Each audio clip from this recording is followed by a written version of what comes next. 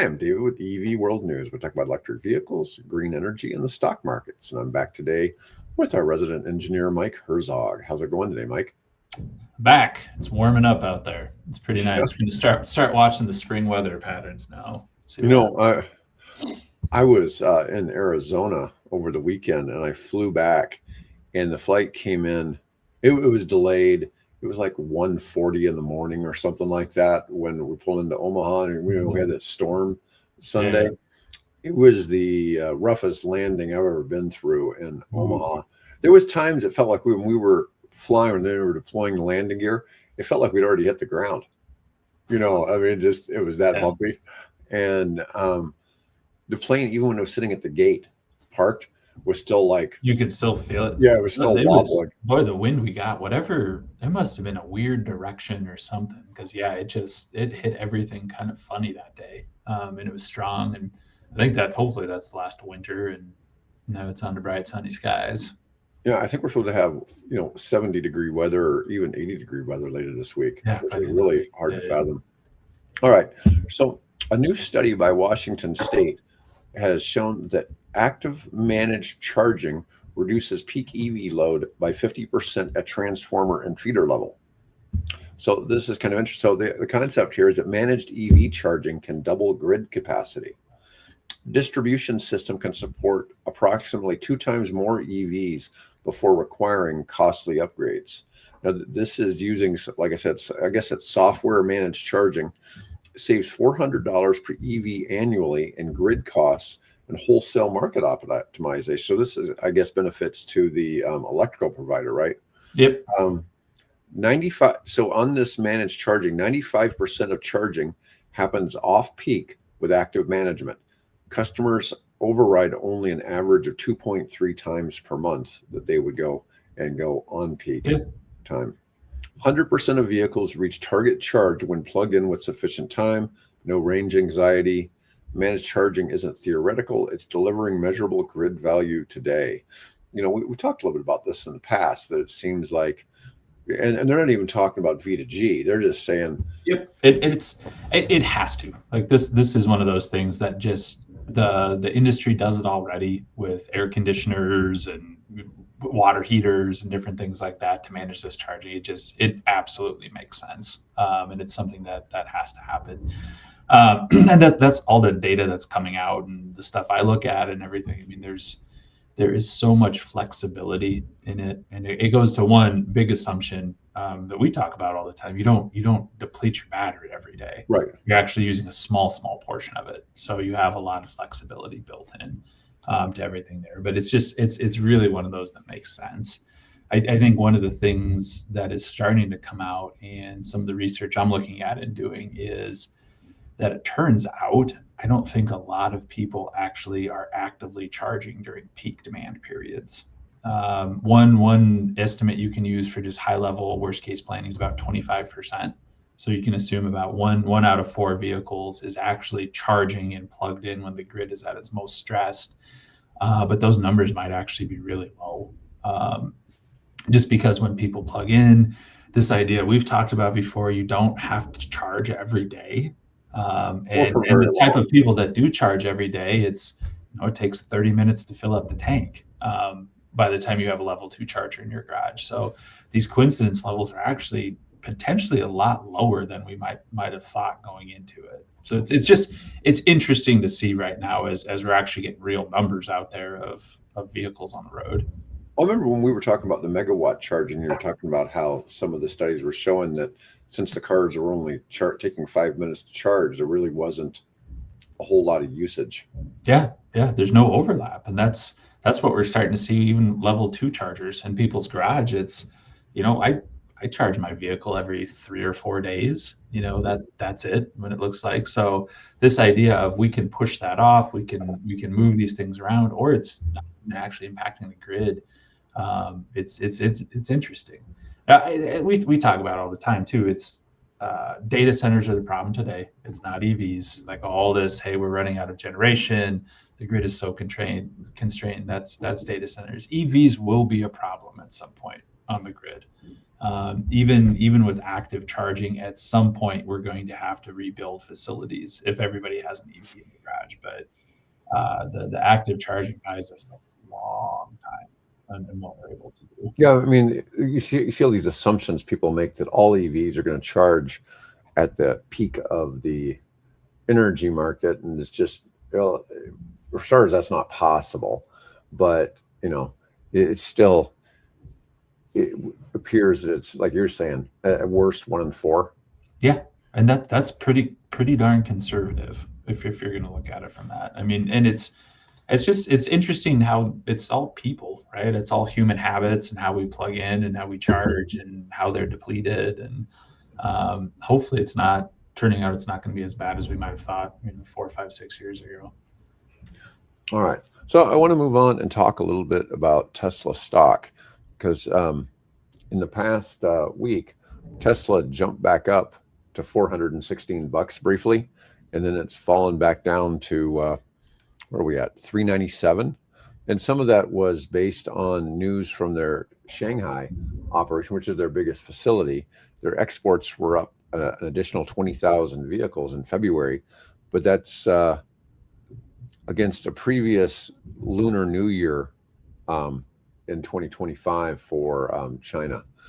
And also, Tesla is starting to trade as an AI and robotics play, not so much an EV company. Well, I'm not so sure if it's kind of always been that way. That's always been the vision, right? I mean, they've always viewed it as a tech company. And I mean, that's a big thing. Musk has always said, we're a technology company. We're not a car company. We're a technology company that happens to make cars. Mm-hmm. And, people are always kind to point at their car sales and all that. It's like, hey, that's just one thing we do. That's one. Yep. I'll still stand by the long term, 50, 70 years from now, they might be more remembered for batteries. And as you're putting out home use batteries and grid scale batteries. I think it's probably going to be robots. Yeah. And it could be it could be something, very random out there. Yeah. It seems like the most obvious thing that's going to be the big thing. And we're all going to be owning robots and telling our robots what to do. It'll get pretty weird, I think. Let's see. 2025 auto revenue was down 10%, and net income for autos was down 46%. China market share was down to 8% from 10%. So that was a pretty big drop. They lost a pretty big chunk of Chinese market share. But one of the things is, in China, you literally have hundreds of EVs to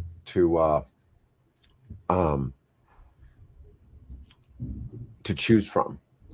Tesla only sells cars. Am I wrong? That makes it a car company. That's not true at all. Not true. Tesla sells batteries. They sell solar panels. Mm-hmm. They develop grid infrastructure systems. They sell data to insurance companies. There's a number of things they do. They sell carbon credits. There's a lot of things that they do that are not just purely not just car manufacturing. And so one of the things is too, in the tech space. So this is something that people, we talk about Tesla. We're talking about the Tesla stock. Stocks let trade on prospective future business, and so it's not necessarily the fact that it sells cars today. Okay, because like what Mike and I are saying is Tesla might stop selling cars in 10 years. You never know, because they've already pulled the Model X and the Model S assembly lines to start making robots. Okay, and so they're about to start selling robots around the world. And I realize like SpaceX is a different company, but when you think of SpaceX, you think of them, they transport astronauts into space, right? But in truth, what they're mostly doing is putting that Starlink system up in space. And that Starlink system is incredibly profitable for them. So it's interesting to kind of see some of the things. And of course, then that whole organization also is an AI company, and they own Twitter, and all these other things. And it's really wild to see. And they're about to release the, the X dollar. The X dollar is going to be, it's a Venmo type service that's part of the X platform. So, and he's been talking about this for a long time. I've heard it's been on the back burner for a long time, Yeah. right? So I mean, it's been, they've been employees. So they've got about 20,000 employees. Mhm. But the employees have all been using it. Okay. Okay. So they've been beta testing it on all of the employees. And I don't know if they're using it across Tesla employees too or whatever, but they've been using it internally. But yeah, so it is kind of interesting to see. So we talk a lot about nuclear stocks here and emerging advanced nuclear reactors, the small modular reactors. And in almost all of those companies, they don't sell anything. And this is Yeah. what's kind of wild. All they are is R&D companies designing new reactors, and some of them are worth like $15 billion, and they've never really They sold a haven't damn actually thing. produced anything. Yeah, yeah. Yeah. A tangible product somebody could go out and buy. Yeah, because people are investing in them because of the future. And sometimes this is kind of confusing because, like, um, OSHA, if you were running a business yourself, you don't necessarily have that. If you're running a computer store and you don't sell enough computers, you might have to close the business. But in the case of somebody like Tesla, if you don't sell enough cars, it doesn't matter because they're singing all this cash from all the stock they sold. Yeah, yeah. And No, they've diversified for ever. I mean, since they've been acquired. Because that's, I mean, to be fair, that's what they started as, though. I mean, before they were acquired, they were a vehicle company that wanted to disrupt the car market, apply Silicon Valley principles, but since they've been acquired, I mean, it's just a massive conglomerate of a lot of different things happening. Musk, when he sold his shares of PayPal, I think he got, and I'm not sure, it might have been like $200 million, something like that. His brother got some money. Peter Thiel got the lion's share of it. He took that money and put like half of it into SpaceX and half of it into Tesla. Didn't hold on to anything. And but he only got about 200 million. I follow the guy that created Venmo and sold it. That guy got 800 million when he sold Venmo. Yeah, that's Brian Johnson, the longevity expert. I follow him. I love his stuff. He's pretty weird. Okay, he's definitely an eccentric, wealthy dude, but I kind of like that. I find that fascinating. I joke with people. I've gone from one eccentric look to the other. I was going for the long-haired eccentric look. I'm going for the short-haired mental patient eccentric look. But yeah, so it's interesting kind of to follow the stock. And anyways, in the last few months, we've seen some big peaks and valleys because trying to think of where it was. They hit $489 back in December, and they're sitting at $397. So they've rolled back 20%. Yeah, yeah. Right. But for the past for the past month, they're down 3%. For the past 6 months, they're down 4%. For the past year, they're up 76%. They're up 76% year over year from a year ago. Yeah, I mean, it's when you look at the time horizon, and then, but what's kind of funny, if you go to 5 years, they're only up 82%. Huh. So it's kind of like they got somewhere 5 years ago, and now they've. I'm trying to think what happened 5 years ago. I mean, well, that's when EVs boomed. COVID. I mean, that's COVID. COVID, yeah.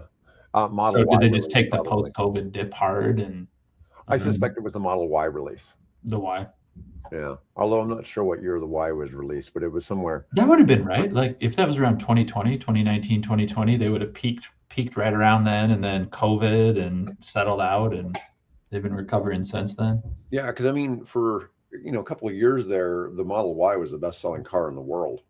It's still the best-selling EV in the world, but it was the best-selling car in the world.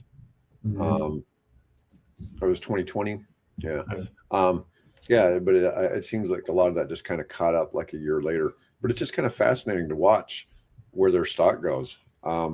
Their market cap is $1.25 trillion.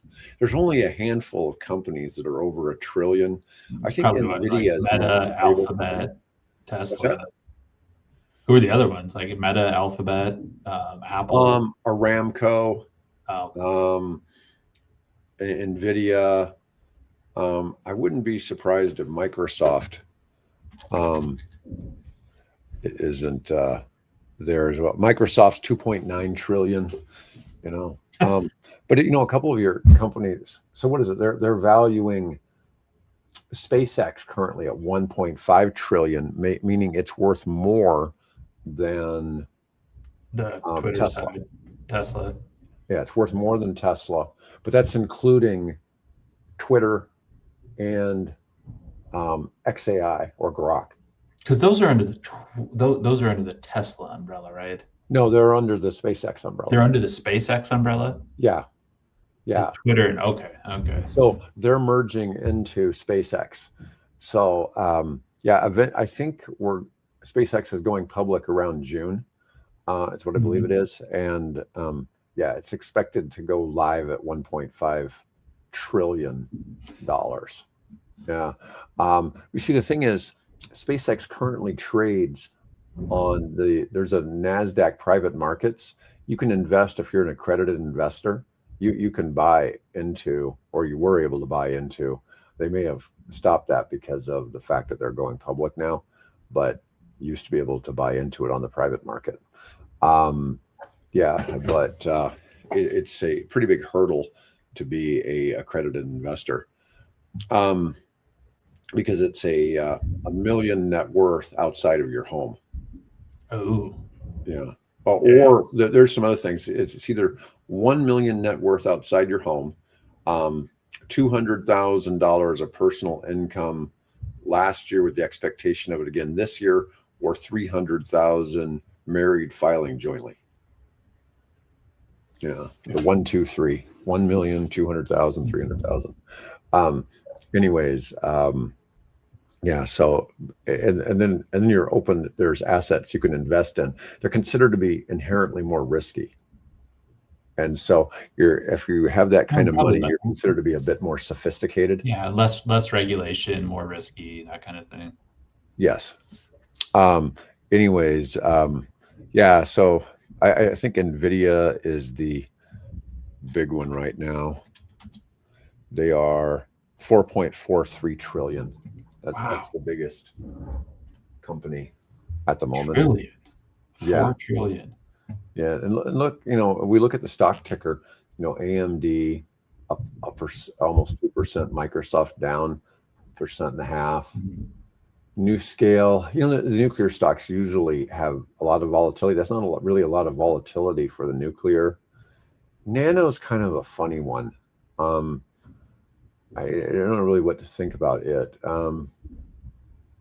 Oklo keeps dropping. Man, I'm so glad I got out of that when I did. You just look at, Tesla's down a little bit, $1.73. Not a big deal. So the funny thing was yesterday, all of the EV stocks were green.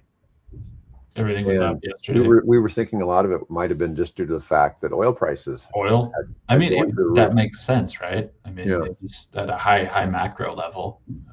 Yeah. Anyways, moving on. Let's see. All right. Rivian R2 pricing has been revealed at the South by Southwest show. Rivian revealed R2 compact SUV full pricing, trim color specs, and launched online configurator.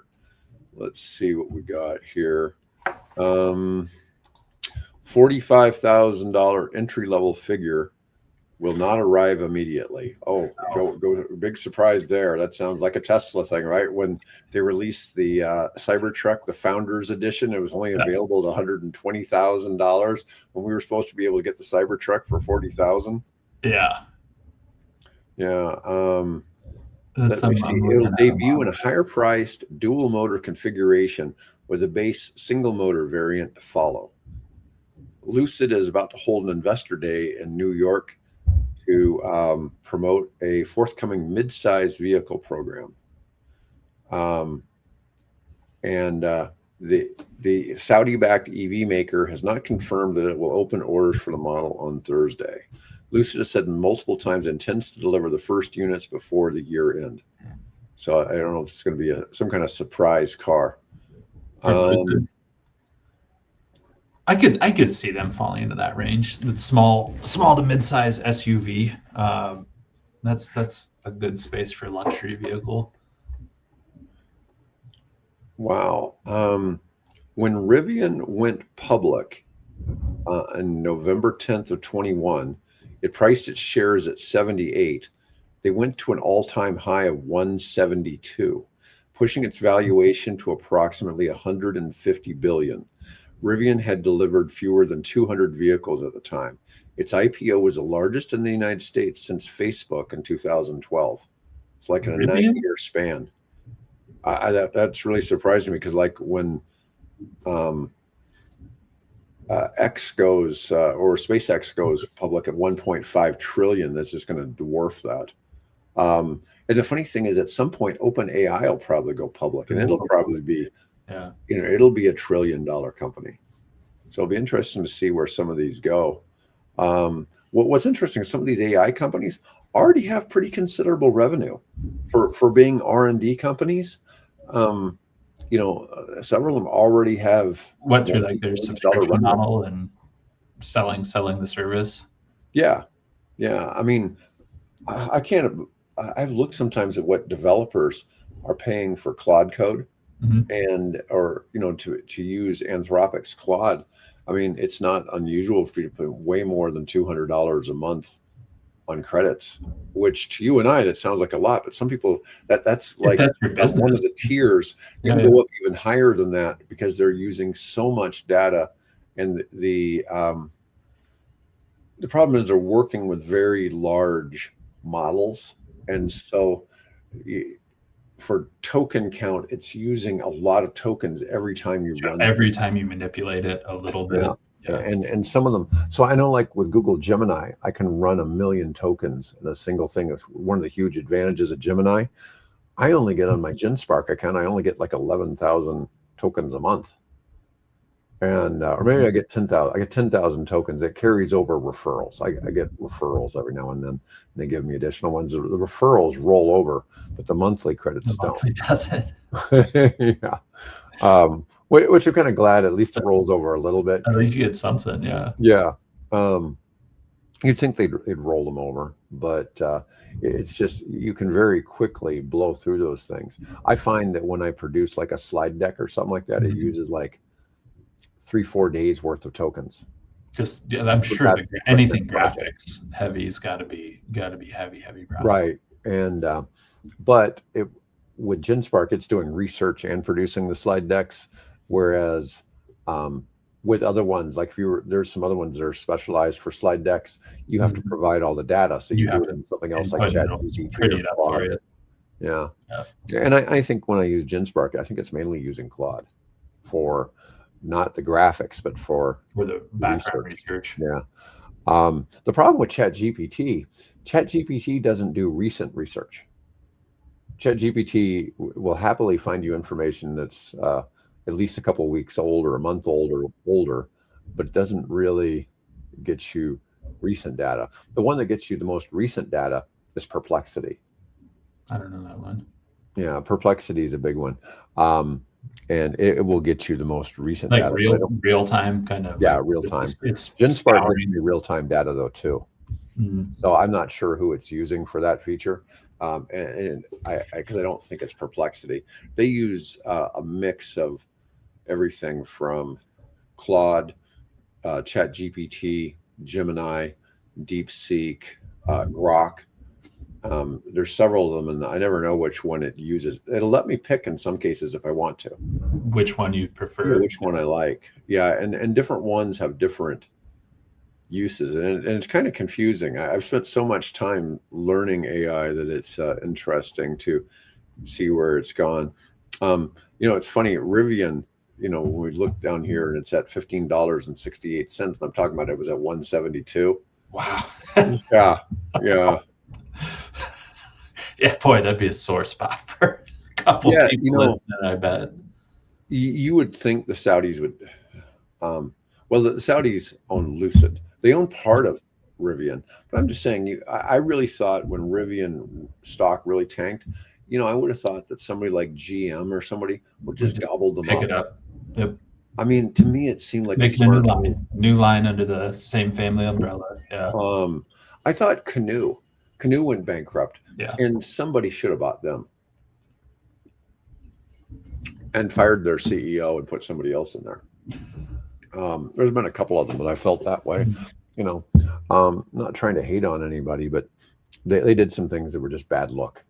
Well, I've heard you say the number. I mean, there's a certain sales number, like if you have to hit 200,000 vehicles or something, like otherwise it's just not sustainable. Yeah. Like you cannot do this. Now, I don't know where the number came from, but I learned it from Jigger. When Jigger Mhm. Shaw was on here, and for those of you who don't know who Jigger is, he was the head of the loan program office for the Department of Energy during the Biden administration. And we've had him on the show before because he's a personal friend of Bill's. And anyways, this is one of the things that he said. And we've had people on here saying, hey, Aptera only needs to sell 10,000 cars a year. Well, maybe they've got it figured out because they're not really making cars. They're really making this three-wheeled motorcycle that's enclosed that looks like an airplane. If you put wings on it, it would probably fly, you know, because it sure looks like it should fly. You know, it does. I mean, it's cool. It's a Jetsons car. I mean, it would be awesome to have one of those and be riding around town in it and let people just wonder what the hell that is. You know, but especially as fast as it is, because it's really quick too. But anyways, enough on Lucid and Rivian. Let's see. Oh, so there is a Twitter trial. Elon Musk Twitter trial. Closing arguments are this week. Shareholders claimed Musk manipulated Twitter stock downward before the $44 billion purchase in 2022. Oh, we got some sour grapes here. Trial centered on a bot count dispute. Musk claimed that 20% plus of all the accounts on Twitter were bots. Twitter's ex-CFO testified closer to 1%. The company disclosed 5%. I remember it was more like 50%. So this is going to be an interesting one. Musk was right about them being a lot of bots. I've watched and seen they've gone through and cleaned out bots. I'll see. One time I saw 2/3 of all of my viewers on Twitter after bots got swept away. Yeah, it's like, but I'd look at these people who are adding, and I go check them out, and it's like nobody follows them. How did they find me? You know, it's like, how did they find? You know, it didn't look like they were searching for EVs, you know, kind of thing, and it just seemed so random. Twitter paid $809 million in 21 to settle prior claims of overstating growth and user figures. The bot problem wasn't new. So this was before Musk bought it. Yeah, this is a long time ago. Yeah. The judge noted the jury pool had negative Musk views, but instructed a person not universally liked still deserves a fair trial. Yeah. Musk also faces an April 27th OpenAI trial. Well, he sued OpenAI. He's pledged the winnings to charity. So Musk isn't going to take whatever he gets out of that. He's going to give it away.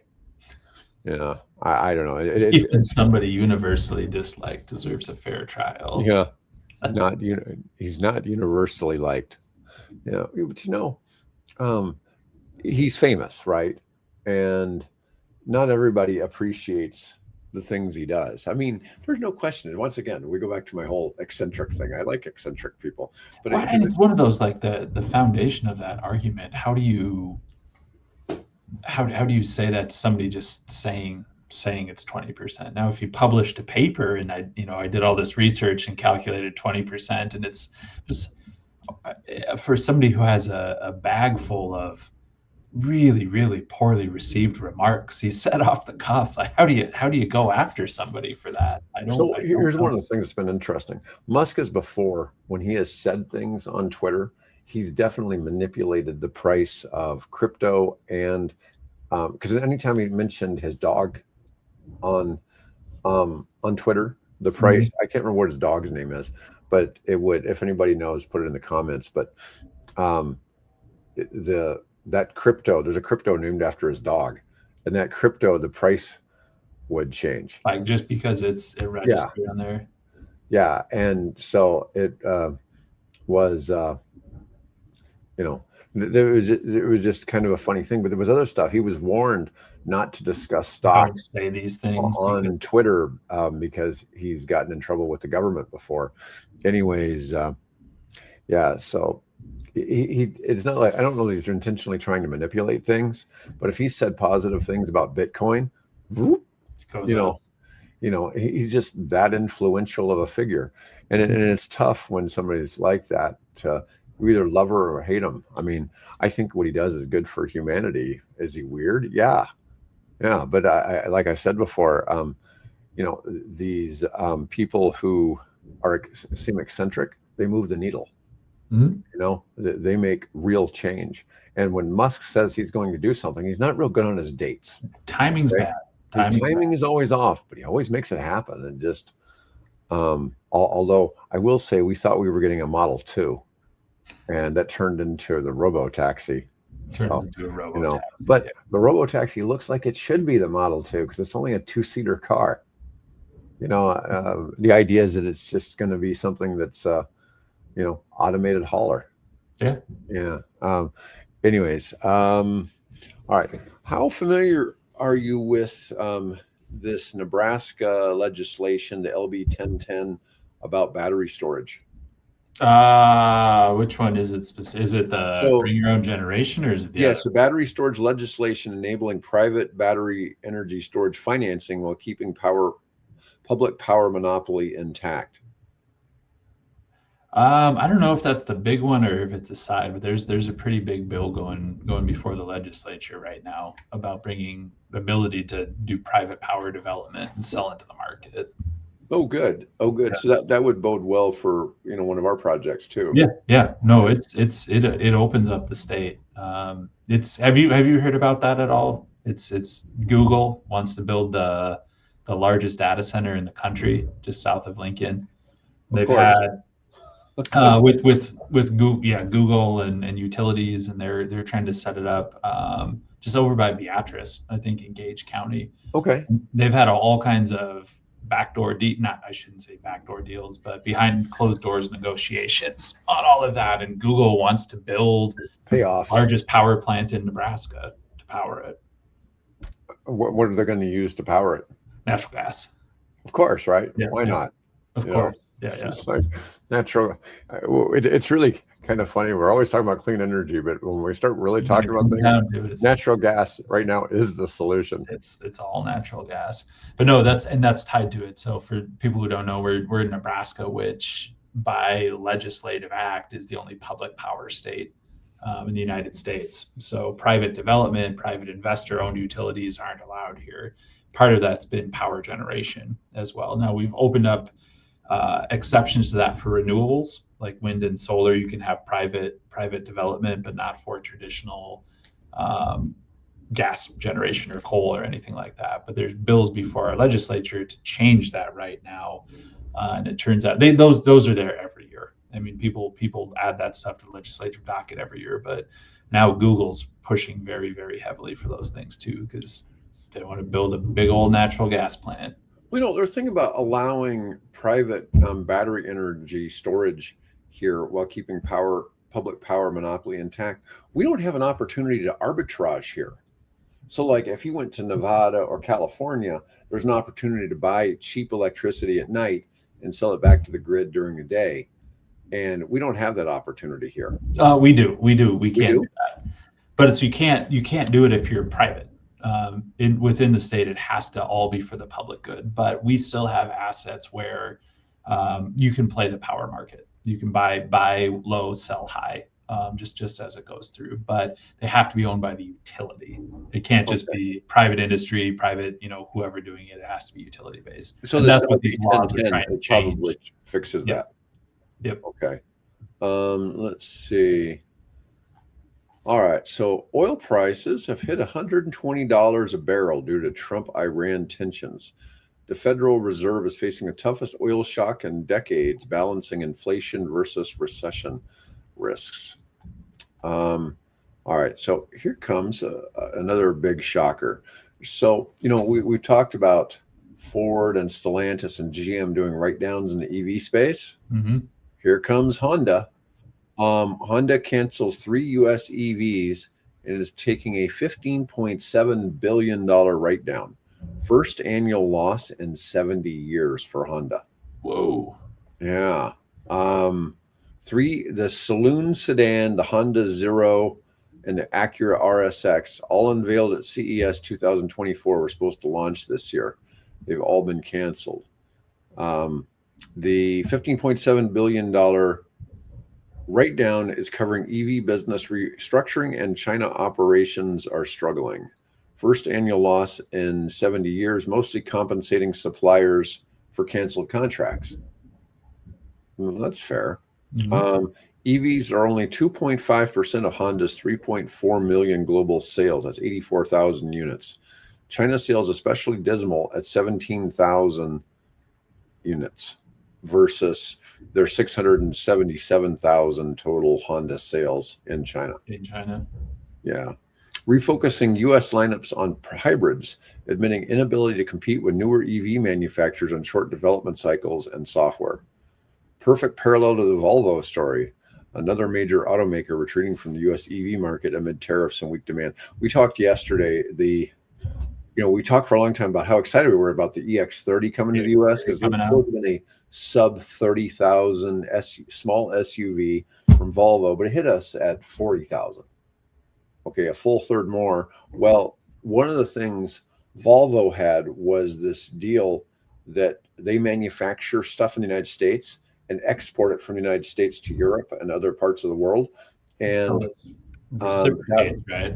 yeah, well, because of that, they weren't getting hit with the tariffs the same, and they ended up, something happened, and they still got wrapped up in the tariffs, and the EX30 just didn't work. So they dropped it for the U.S. Still sold in Canada and Mexico. They're dropping it in, but not in the U.S. Yeah. Wow. Now they still have like 3 or 4 other EVs. Those are all continuing. Okay. So it's not like it's for Honda's bailing. We had a listener yesterday mention something about the United Kingdom having electrified beating petrol, and that was like for December or January. But for February, electrified vehicles, and this is battery, plug-in hybrid, and just hybrid only, took 48.9% of the market versus petrol only at 46.5%. This is the first time ever in February. Now, previously, what's the extra percentage gas, like hydrogen? I'm trying to think of if 48. Yeah, so we're missing 1, 2, 3. We're missing about 4. I'm going to assume it's diesel. Oh, so yep, that's it. When diesel is included, ICE still holds 51% market share. Okay. It's the era of the hybrid, not battery electric vehicle takeover. Pure battery electric vehicle, and this is the United Kingdom, fell from 25 to 24%. So that's not a big change. Plug-in hybrids surged 43.5% as bridge technology. Well, we've talked about this a lot of times. The manufacturers all say, well, plug-in hybrids are just a wasted step. But it seems like in the minds of consumers, it's a necessary step. It's the baby pool, right? We want to get our toes in the water and see how it works and still do all of that. But I think we've talked about it for years. Once people realize just go full electric, just go all electric if that's what you want to do. But for people, for consumers, it's baby steps. Yeah. Yesterday, Bill and I talked about the reliability of the Chevy Bolt, which is an all-electric car, but they had one called the Volt, which was a plug-in hybrid, and they discontinued it prematurely. Well, and it was like the first one, right? I mean, yeah, but it was really it was too soon for the non-California market. Okay, and I think if it was being sold today, they'd probably sell tons of them. I mean, you've got a combination of like that almost 40-mile range battery, which almost allows you to just drive it like an electric car all the time. And then you have decent gas mileage as a gas car. I mean, it had a 40-mile all-electric range 15 years ago. I mean, it was doing fine back then. Yeah. I mean, it was impressive. It had half the range of, say, like the Nissan Leaf, and plus had the gas engine with it. Yeah, so it's kind of sad to see that, but leave it to GM to not figure it out. But in all fairness, the market demand when they had it wasn't there. Now Mhm. the market demand would be there, It's changed. Yeah. and now it's too expensive to retool and go back to it. And they keep going through these changes, and some of it I blame on politics, right? Oh yeah. And we have different government Different administration. incentives, different administrations, and to pinball back and forth like that. Yeah, I'd catch up to you. Let's see. Um, in the UK, Tesla is down 37% year over year. Chinese brands BYD and MG aggressively capturing entry and mid-market segments that Tesla sort of abandoned. Buyers more likely to leave a dealership with some sort of battery assistance than pure petrol, but not ready for the full battery electric vehicle lineup. We know, as we've talked a lot in the United States, all the successful EV companies. Oh, wait, that's Tesla. Um, you know, Yeah. they have that different model, and Lucid and Rivian are trying to They're do the following same suit. thing. Yep. Yep. All right, I got one for you here. Why electricity prices keep rising? It's not renewables; it's the 100-year-old regulatory model. That that's bureaucracy. Root cause: century old cost of service regulations rewards utilities for building more infrastructure, not for delivering efficiency. Um, it's a perverse incentive. More utilities build, more they earn, more customers pay, guaranteed returns on capital spending. That is a 100% true statement for an investor-owned utility. For any project they do, if they can demonstrate to the Public Utility Commission that like this is a valid project, we have to do it, they have a guaranteed rate of return, and Mhm. it's like 8% or 10%. It's not a small number on their investment and all of that. So yes, there is 100% like incentive to, if we build, like we have a return on investment for our investors. Yeah, yeah. It's kind of funny because I talk about this all the time. It's like, okay, Quebec sells New York power for 4 cents. Mhm. They sell it to the customer for 25 cents. They're allowed to take 10% as profit, which is 2.5 cents. Where's the Mhm. rest of it going? And it's all that inefficiency in between, right? Yeah, yeah, yeah. I don't know. I wouldn't. The regulatory model has its issues, but there's one reason why prices are going up, and it's just good old inflation. Like everything is getting more expensive. Like Yes. fuel is more expensive. The cost of metal is more expensive. The cost of labor is more expensive. I mean, I wouldn't say up until the past year or two, electricity certainly hasn't outpaced inflation, as far as what you're paying at a retail rate. So the fact that it's going up by 10% a year over the past 2 years, it's still just catching up because it avoided inflation for a long time. Yeah. So the load growth is a perfect storm for increasing energy rates. Data centers plus EV charging plus climate resilience upgrades equals massive spending justified under the old rules. Regulatory capture, public utility commissions understaffed, outgunned by utility lawyers. Most spending requests are rubber stamped. Stranded asset risk. Utilities building long lived gas plants transmission that may retire early. Customers still are going to be paying for them. Um, the reform is needed in terms of performance based regulation, competitive transmission development, modern rate design, encouraging demand flexibility. Without reform, electricity follows healthcare path, essential, expensive, structurally inefficient. I'll tell you something kind of funny. So, um, in developing subdivisions, one of the things is you don't have a lot of choices for who you're going to have run your electricity to your subdivision, hook up water, sewer. I mean, there's not options. Mhm. Okay. So I built in the county where Memphis is. Okay. And the prices to get the Memphis utilities ran to a subdivision are about triple what they are in the next county, which is considered to be rural. Well, Mhm. I'm doing a subdivision in southern Mississippi. I can't believe how cheap everything is. I mean, it's just like it's stupid cheap. And if I went to say New Orleans or something like that, it would probably be just as expensive as Memphis. Oh yeah. Yeah, Yep. and but it's just insane, and a lot of it is that efficiency, right? Because the utilities are only allowed to make, they're a monopoly, and they're regulated. They can only make, I think it's like you're saying, it's like an 8 to 10% profit. Hmm. Okay, and um, and that's it. But they still somehow find a way to have bureaucratic bloat and keep lots of really high paying, highly compensated individuals working for the utility that, especially at administration, Yeah. right? And at the Yep. top of it. And It's a lot they, of overhead, a lot of right. overhead costs in there.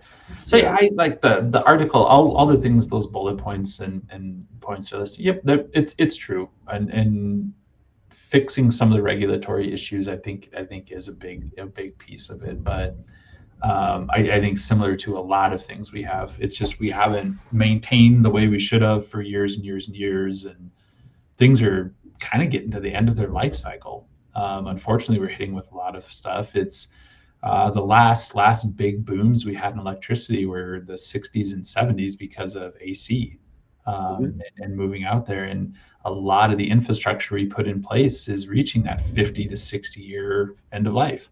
And it's the end of life and it's time to replace it. And it's very, very expensive to do. I mean, there's no magic solution out there to regulate this all away. It's just we're going to have to pay for this at some point. Yeah. Well, and we're going to move over to the EU. The EU has approved a 1.2 trillion euro grid package trying to break energy dependence, particularly on Russia. Okay.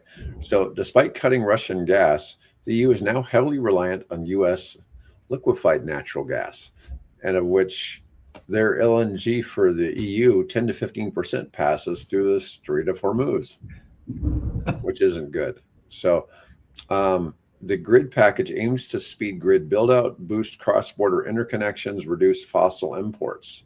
But there's, of course, a timeline lag. Political divides and slow permitting mean reforms won't take hold until at least 2028. Just kind of laugh. It's like bureaucracy, isn't it great? 28. Yeah. Yeah. Europe remains exposed to supply shocks despite transition efforts. Structural vulnerability persists. Europe facing same regulatory infrastructure challenges as U.S., but with geopolitical energy security overlay. I never realized how much LNG actually flowed from the Middle East. I always thought it was mainly like And the oil, crude car oil. fuel, yeah, and Yeah. crude. And there's a lot that floods out of there. All right, good news for Virginia. No, not really. Virginia coal comeback. Okay. Virginia is increasing coal burning due to data center demand surge, and high natural gas prices. Fuel switching undermining clean energy progress despite renewable additions. And I was talking about how their election last year was an energy election, and it's like they wanted more solar. They got coal. Well, Virginia, man, that area just outside of DC, it's one of the hot spots for data centers. Right. Virginia gets clobbered, Ohio gets clobbered, Texas gets clobbered. We take our shots, our lumps in the Midwest too, but man, that area outside Virginia is just booming. 15% of all the world's data centers are in Northern Virginia. Wow. The whole world. That's really shocking to think that so much is based right there. Right there. Yeah.